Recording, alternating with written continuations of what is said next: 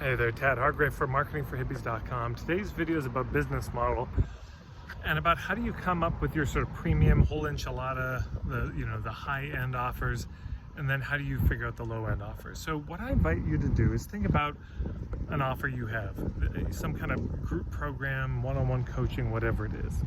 And here's an exercise. I got this from my colleague Greg Faxon. So simple, but I think this has got legs. So the first thing you do is you imagine this. If I were to charge 10 times more, what would I have to add to this process or change about it in order to make it worth that money?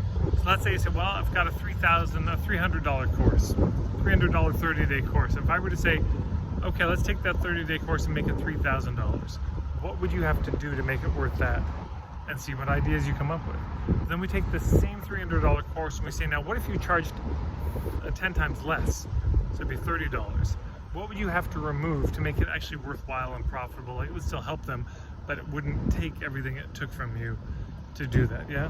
So you might say, okay, 30-day program, it's a bunch of group calls. Well, at $3,000, I might add some one-on-one calls, but if it was $30, I'd actually take away any live calls and it would be all recordings.